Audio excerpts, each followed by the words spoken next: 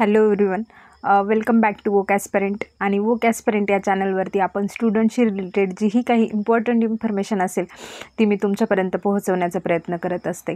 मग senior student असतील तर त्यांच्या रिलेटेड जॉबशी काही अपडेट असतील किंवा त्यांच्या भरती प्रक्रियेमध्ये येणारे जे कुठले टेक्निकल सब्जेक्ट असतील त्यांच्या सिरीज ज्या आहेत त्या मी घेत असते. यापूर्वी मी ICDSसाठीची सिरीज घेतली होती टेक्निकलची. आणि जर कुणी नवीन प्रिपरेशन करणारे स्टुडंट असतील तर त्यांच्यासाठी ज्या गव्हर्नमेंटच्या वेगवेगळ्या स्कीम असतील, TRTI झालं, बार्टी, सारथी यांसारख्या संस्थांच्या ज्याही काही इन्फॉर्मेशन किंवा अपडेट असेल हे त्यांच्यापर्यंत पोहोचवण्याचा प्रयत्न करत असते. तुम्हालाही अशीच इन्फॉर्मेशन जाणून घ्यायची असेल तर चॅनलला सबस्क्राईब करून ठेवा. आणि आज आपण जी नवी मुंबई महानगरपालिकेची ॲड आली होती त्यामध्ये आरोग्यसेवक या पदाच्या ज्या 51 जागा आहेत आणि त्यांची एक्झामची डेट देखील डिक्लेअर झालेली आहे. 15 जुलै ते 21 जुलैमध्ये आपली एक्झाम होणार आहे. आणि त्या एक्झामच्या सिलेबसमध्ये तुम्हाला टेक्निकल सब्जेक्ट जे आहे ते 120 मार्कांसाठीच आहे, म्हणजे 60 क्वेश्चन आणि 120 मार्क्स. आणि नॉन टेक्निकलचे सब्जेक्ट जे आहे ते तुमचे 40 क्वेश्चन 80 मार्काचा असं तुमचं डिवायडेशन जे ते केलेलं आहे. त्यामुळे तुम्हाला इथे टेक्निकल सब्जेक्ट जे ते चांगली कमांड मिळवावी लागणार आहे. तुम्हाला टेक्निकल सब्जेक्ट जो आहे तो इग्नोर करून चालणार नाही आहे. आणि सिलेबस देखील डिकोड करून दिलेला आहे. सिलेबसची PDF आली होती नंतर, जर तुम्हाला कुणाला माहीत नसेल तर त्या सिलेबसच्या PDFमध्ये आपल्याला कचऱ्याचं व्यवस्थापन हा देखील एक टॉपिक आहे. तर आजपासून आपण ही सिरीज जी आहे ती सुरू करतो आहे. ही तुमच्या एक्झामच्या काही दिवस आधीपर्यंत सुरू राहील. आणि यामध्ये तुमचे जे टेक्निकलचे जे काही टॉपिक आहे, जेवढे माझ्याकडून शक्य होतील तेवढे मी कंप्लीट करण्याचा प्रयत्न करेल. तर या व्हिडिओमध्ये आपण रफली 15 ते 20 क्वेश्चन जे ते डिस्कस करणार आहे. आणि तुम्हाला जर ही सिरीज आवडली तर चॅनलला सबस्क्राईब करून ठेवा, म्हणजे तुम्हाला जेणेकरून नवीन नवीन जे व्हिडिओ येतील ते देखील बघायला भेटतील. तर आपला पहिला क्वेश्चन आहे, कचऱ्याच्या किती प्रमुख प्रकारात विभागणी केली जाते? तर 2 प्रमुख प्रकारामध्ये विभागणी जी ती केली जाते. ओला कचरा आणि सुका कचरा अशा 2 प्रमुख प्रकारांमध्ये विभागणी केली जाते. परंतु या व्यतिरिक्त पण जे प्रकार असतात, जसे बायोमेडिकलचं वेस्ट असेल तो देखील एक वेगळा प्रकार आहे. त्यानंतर रासायनिक पदार्थ वगैरे असतील तर ती देखील एक वेगळी कॅटेगरी आहे. तर अशा टोटल 4 ते 5 कॅटेगरीज आहे. मी अशी आशा करते की तुम्ही थोडीशी फार थेअरी जी आहे ती वाचलेली असेल आणि त्यानंतर आपण MCQची प्रॅक्टिस करतो आहे. त्यानंतर आपला सेकंड क्वेश्चन आहे, सुका कचरा यामध्ये पुढीलपैकी काय येते? तर सुका कचरा यामध्ये प्लास्टिक जे ते इन्क्लूड असतं.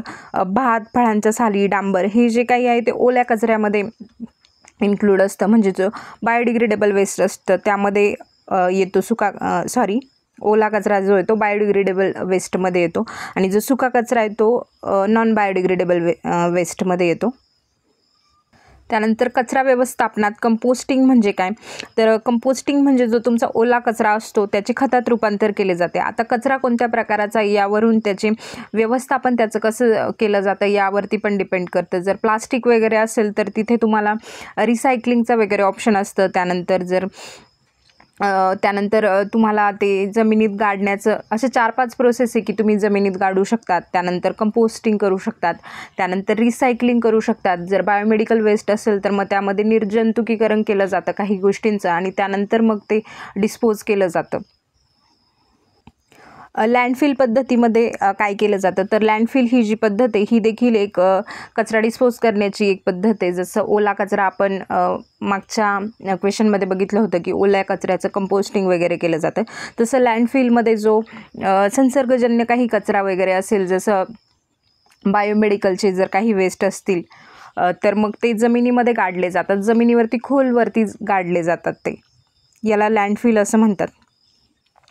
जैववैद्यकीय कचऱ्यात काय काय येते?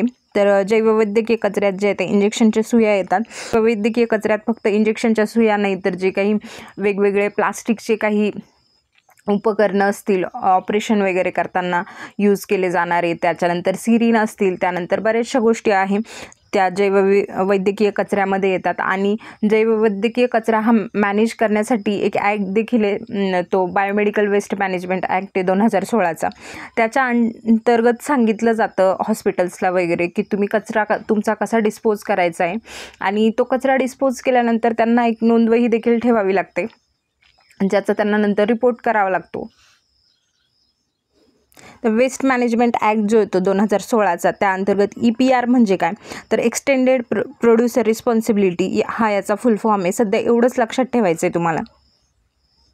घनकचरा व्यवस्थापन नियम 2016 कोणत्या मंत्रालयाच्या अंतर्गत येतं, तर हे पर्यावरण मंत्रालयाच्या अंतर्गत काम करतं. 2016च्या नियमानुसार कोणती संस्था कचऱ्याचे अंतिम विल्हेवाट जी आहे ती कोण लावते, तर ज्या लोकल बॉडीज आहेत त्यांना हा अधिकार दिलेला असतो. म्हणजे लोकल बॉडीज आहेत ते कचऱ्याची विल्हेवाट लावतात. घनकचरा व्यवस्थापन 2016नुसार हॉटेल व रेस्टॉरंटना काय करण्याचे आदेश आहे, तर त्यांना हॉटेल व रेस्टॉरंट जिथे असतं तिथे जेवण वगैरे मोठ्या प्रमाणात कधी उरलेलं असतं, मग त्यामध्ये ते कंपोस्टिंग करू शकतात. फक्त हॉटेल्स किंवा रेस्टॉरंटलाच नाही, जर तुम्ही मोठ्या सोसायटीज वगैरे बघितल्या असतील तर तिथे देखील एक टँक असतो ज्यामध्ये तुम्हाला ओला कचरा टाकायचा असतो फक्त, आणि ते कंपोस्टिंग करतात तिथे. त्यानंतर बल्क वेस्ट जनरेटर काय असतं, की जिथे रोज 100 किलोपेक्षा जास्त कचरा निर्माण होतो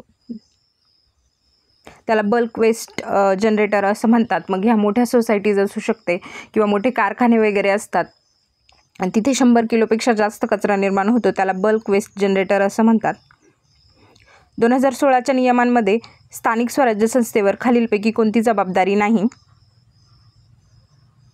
तर पर्यावरण कायदा तयार करणे ही यांची जबाबदारी नाही आहे. मग कचरा गोळा करणे, त्याची विल्हेवाट लावणे, कचरा उचलणे ही स्थानिक स्वराज्य संस्थांची जबाबदारी आहे.